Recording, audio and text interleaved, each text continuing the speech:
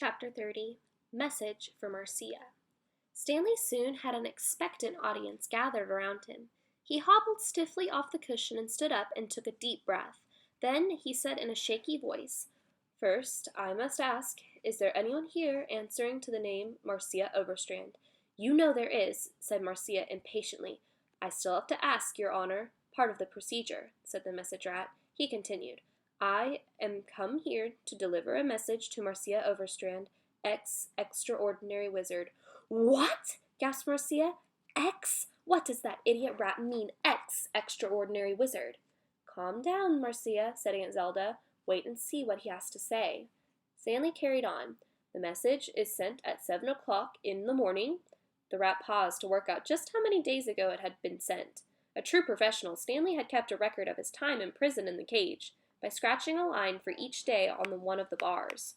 He knew he had done 39 days with Mad Jack, but he had no idea how many days he had spent delirious in front of the fire in Keeper's cottage. A long time ago, by proxy, from one Silas Heap residing in the castle." "What's proxy mean?" asked Nico. Stanley tapped his foot impatiently. He didn't like interruptions, especially when the message was so old that he was afraid he might not remember it. He coughed impatiently. The message begins. "Dear Marcia, I hope you are keeping well. I am well and am at the castle. I would be grateful if you would meet me outside the palace as soon as possible. There has been a development. I will be at the palace gate at midnight every night until your arrival.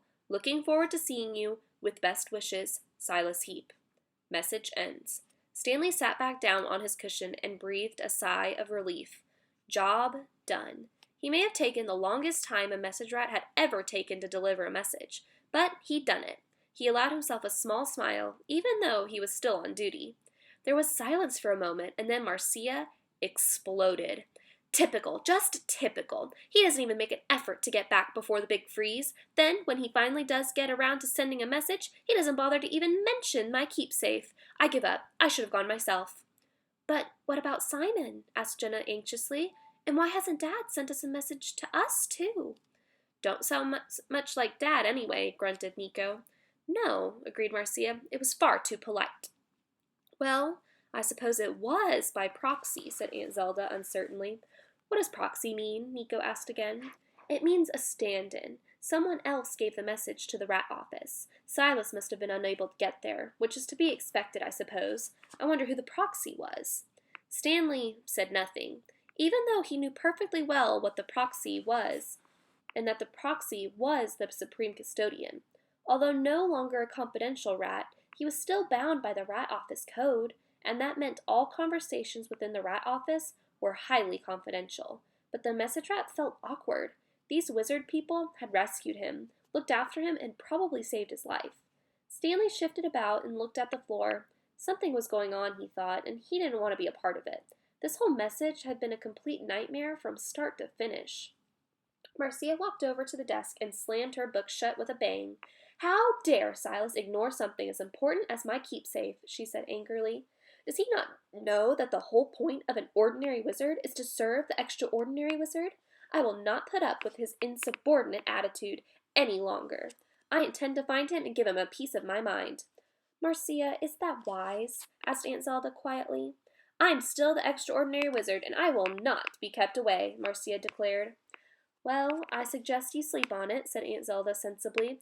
"Things always look better in the morning." Later that night, Boy 412 lay in the flickering light of the fire, listening to Nico's snuffles and Jenna's regular breathing. He had been woken up by Maxie's loud snores, which resonated through the ceiling. Maxie was meant to sleep downstairs, but he still sneaked up to lie on Silas's bed if he thought he could get away with it. In fact, when Maxie started snoring downstairs, Boy 412 often gave the wolfhound a shove and helped him on his way.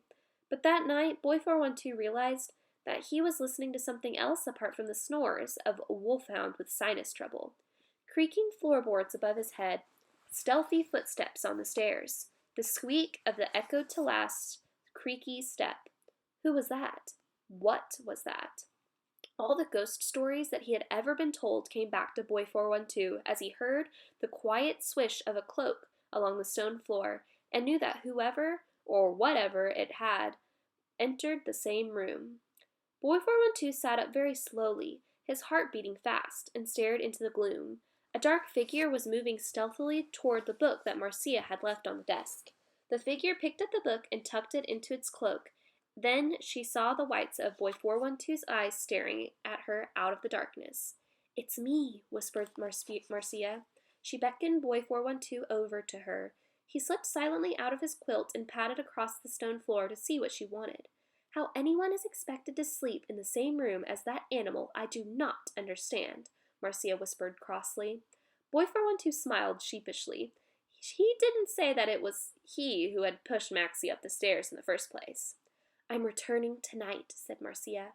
"I'm going to use the midnight minutes, just to make sure of things. You should remember that. The minutes on either side of midnight are the best time to travel safely, especially if there are those abroad who may wish to harm you, which I suspect there are. I shall make for the palace gate and sort that Silas Heap out. Now, what's the time?" Marcia pulled out her timepiece. 2 minutes to midnight. I will be back soon. Perhaps you could tell Zelda." Marcia looked at Boy 412 and remembered that he hadn't uttered a word since he had been told them his rank and number by the wizard tower. "Oh well, it doesn't matter if you don't. She'll guess where I've gone." Boy 412 suddenly thought of something important. He fumbled in the pocket of his sweater and drew out the charm that Marcia had given him when she had asked him to be her apprentice. He held the tiny pair of silver wings in his palm and looked at them a little regretfully. They glinted silver and the gold in the magical glow that was beginning to surround Marcia. Boy 412 offered the charm back to Marcia. He thought he should no longer have it, since there was no way he was ever going to be her apprentice. But Marcia shook her head and knelt down beside him. "No," she whispered. "I still hope you will change your mind and decide to be my apprentice. Think about it while I'm away. Now, it's 1 minute to midnight. Stand back." The air around Marcia grew cold, and a shiver of strong magic swept around her and filled the air with an electric charge. Boy 412 retreated to the fireside, a little scared, but fascinated too. Marcia closed her eyes and started to mutter something long and complicated in a language he had never heard before. And as he watched, Boy 412 saw the same magical haze appear that he had first seen when he was sitting in Muriel in the Deppen ditch. Suddenly Marcia threw her cloak over herself so that she was covered from head to toe, and as she did so, the purple of the magic haze and the purple of the cloak mixed together. There was a loud hiss, like water dropping onto hot metal, and Marcia disappeared, leaving only a faint shadow that lingered for a few moments. At the palace gate, at 20 minutes past midnight, a platoon of guards was on duty, just as it had been every night for the past 50 bitterly cold nights. The guards were frozen and were expecting yet another long, boring night, doing nothing but stamping their feet and humoring the supreme custodian, who had some strange idea that the extraordinary wizard was going to turn up right there. Just like that. Of course she never had, and they didn't expect her to either. But still, every night he sent them out to wait and to get their toes frozen into blocks of ice. So when a faint purple shadow began to emerge in their midst, none of the guards really believed what was happening. "It's her," one of them whispered, half afraid of the magic that suddenly swirled in the air and sent uncomfortable charges of electricity through their black metal helmets. The guards unsheathed their swords and watched as the hazy shadow composed itself into a tall figure wrapped in the purple cloak of the extraordinary wizard.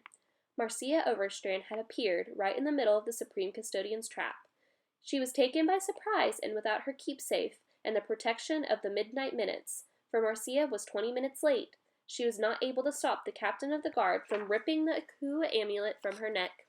10 minutes later, Marcia was lying at the bottom of the dungeon number 1, which was a deep, dark chimney buried in the foundations of the castle.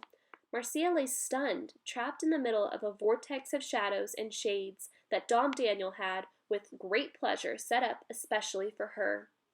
That night was the worst night of Marcia's life. She lay helpless in a pool of foul water, resting on a pile of bones from the dungeon's previous occupants, tormented by the moaning and the screaming of the shadows and shades that whirled around her and drained her magical powers. It was not until the next morning, when luckily an ancient ghost got lost and happened to pass through the wall of the dungeon, number 1, that anyone apart from Don Daniel and the supreme custodian knew where she was. The ancient brought Arthur to her, but there was nothing he could do except sit by her and encourage her to stay alive.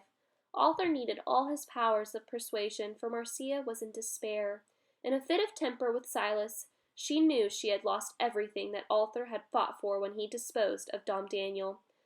For once again Dom Daniel had the Aku amulet tied around his fat neck, and it was he, not Marcia Overstrand, who truly was now the extraordinary wizard.